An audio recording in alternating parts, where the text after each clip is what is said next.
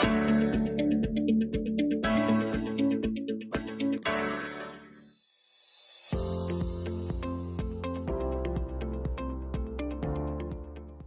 dear students, welcome to another session of crop production management. Crop production management की बात हम अपने previous sessions में भी कर चुके हैं। हमने ये पढ़ा था इसमें क्या क्या चीजें इंक्लूड होती हैं, तो देखते हैं।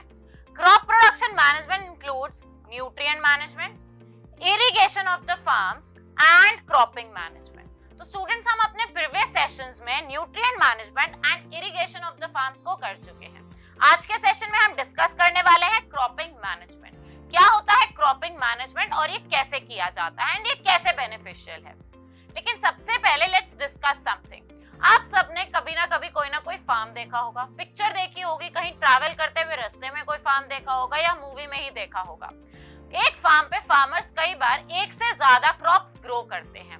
It can be at the same time as well कि एक ही टाइम पे एक से ज्यादा क्रॉप्स सो करी हुई हैं एंड ग्रो कर रही हैं, या फिर एक के बाद एक। अभी विंटर सीजन में एक टाइप ऑफ क्रॉप ग्रो है, समर सीजन में दूसरे टाइप ऑफ क्रॉप ग्रो हो जाएगी। तो इन सारी चीजों को हम क्रॉपिंग पैटर्न्स बोलते हैं।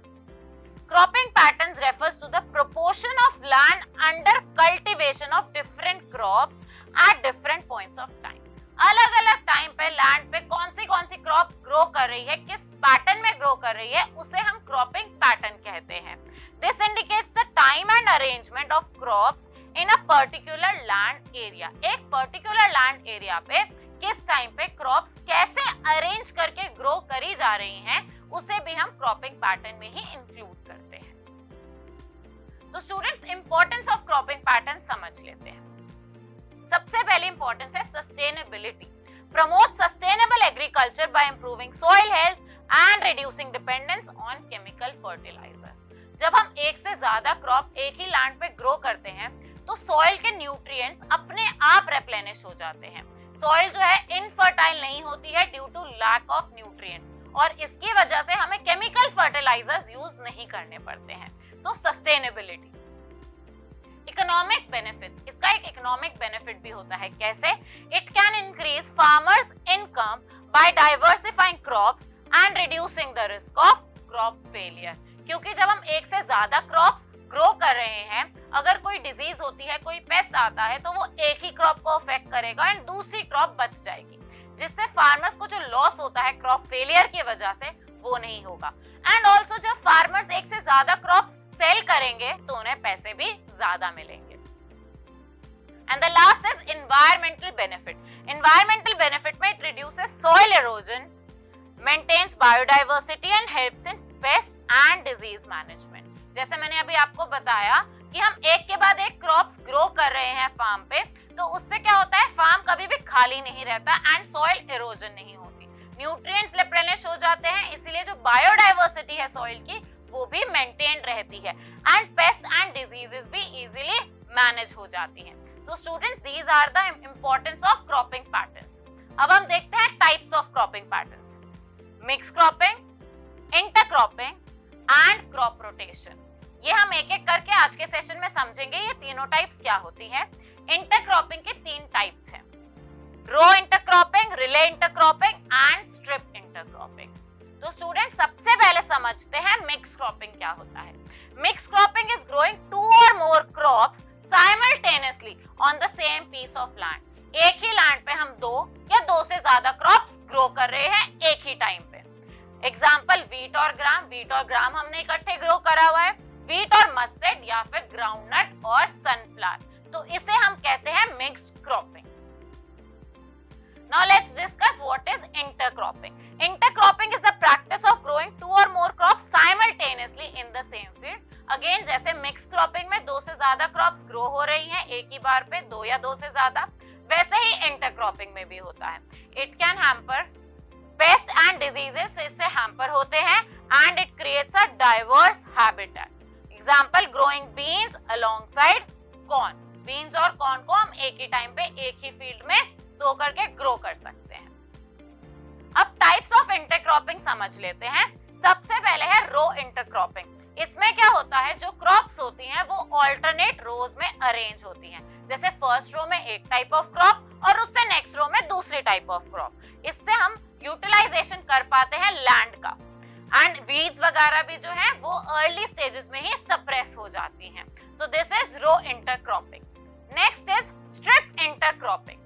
स्ट्रिप इंटरक्रॉपिंग में क्या होता है, दो या दो से ज्यादा क्रॉप्स ग्रो करी जाती हैं, लेकिन जैसे रो इंटरक्रॉपिंग में ऑल्टरनेट रोज में अरेंज थी, यहाँ पे ऑल्टरनेट रोज नहीं होती है।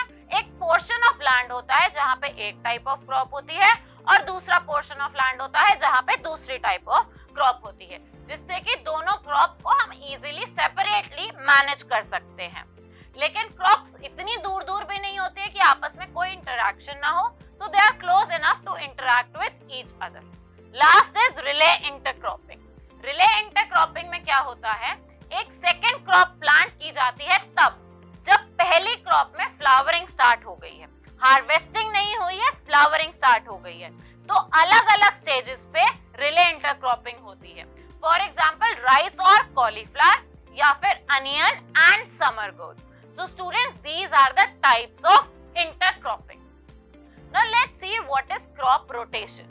Crop rotation involves planting different crops in the same field in sequential season. इसमें एक ही टाइम पे ग्रो नहीं होते हैं, लैंड सेम है लेकिन अलग अलग सीजन में ग्रो करते हैं। For example, a farmer might grow wheat in the first season, then legumes in the second season and then vegetables in the third season. तो लैंड वही है लेकिन सेम टाइम पे हम क्रॉप्स को ग्रो नहीं कर रहे हैं, season by season sequentially grow कर रहे हैं। So this is crop rotation. So students, advantages and disadvantages देख लेते हैं तीनों क्रॉपिंग पैटर्न्स की। सबसे पहले हम बात करते हैं मिक्स्ड क्रॉपिंग। तो mixed cropping reduces the risk of total crop failure. जो हमारी पूरी फसल है वो खराब नहीं होती है, एंड सनलाइट, वाटर, सॉइल और न्यूट्रिएंट्स का बेटर एंड ऑप्टिमम यूज होता है। And it can also improve soil fertility अगर हम लेग्यूमिनस क्रॉप्स को उसमें मिक्स क्रॉपिंग में इंक्लूड करते हैं, क्योंकि लेग्यूमिनस क्रॉप्स जो होती हैं वो सॉइल में नाइट्रोजन न्यूट्रिएंट जो होता है उसको रिप्लेनिश करती हैं। इसके डिसएडवांटेजेस हैं, इसको मैनेज करना मुश्किल हो जाता है क्योंकि हम यहाँ पे कोई स्पेसिफिक पैटर्न नहीं फॉलो कर रहे हैं, एंड इट में also reduce the yield of individual crops. Next हम बात करते हैं इंटरक्रॉपिंग की। इंटरक्रॉपिंग से सॉइल फर्टिलिटी इंप्रूव होती है और सॉइल का स्ट्रक्चर भी इंप्रूव होता है। ये सॉइल एरोजन भी रिड्यूस करता है एंड न्यूट्रिएंट्स एंड स्पेस का ऑप्टिमम यूटिलाइजेशन होता है। इसके डिसएडवांटेजेस क्या हैं? इसमें बहुत ज्यादा केयरफुल प्लानिंग और मैनेजमेंट की जरूरत है, एंड ऑल्सो क्रॉप्स में जो होता है कंपटीशन होता है सनलाइट, वाटर एंड न्यूट्रिएंट्स का, जिसकी वजह से उनकी यील्ड अफेक्ट हो सकती है। लास्ट हमने डिस्कस किया था क्रॉप रोटेशन, उसके एडवांटेजेस देख लेते हैं। Crop rotation maintains soil fertility and soil erosion भी रिड्यूस करता है, क्योंकि हमारा जो लैंड है वो कभी भी खाली नहीं रहता। It helps in pest and disease control and it also improve soil structure and health. ये सॉइल का स्ट्रक्चर और उसकी हेल्थ को भी इम्प्रूव करता है।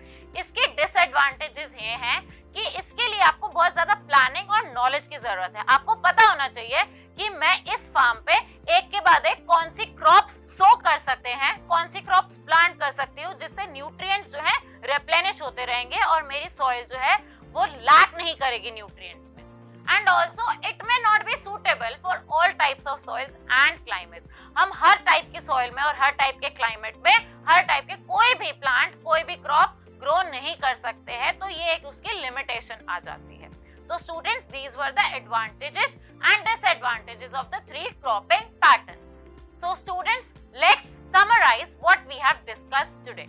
हमने आज बात करी थी क्रॉप प्रोडक्शन मैनेजमेंट की। हमें ये पता है क्रॉप प्रोडक्शन मैनेजमेंट में तीन चीजें इंक्लूड होती हैं, which is nutrient management, irrigation of the farms and cropping management.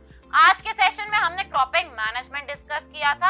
हमने ये डिस्कस किया था कि क्रॉपिंग मैनेजमेंट कैसे किया जाता है, क्रॉपिंग पैटर्न्स क्या होते हैं और कौन से different types of cropping patterns होते हैं। Now I have a task for you.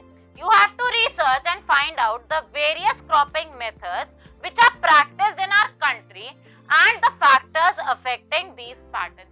India में कौन कौन से क्रॉपिंग पैटर्न्स प्रैक्टिस होते हैं और कौन से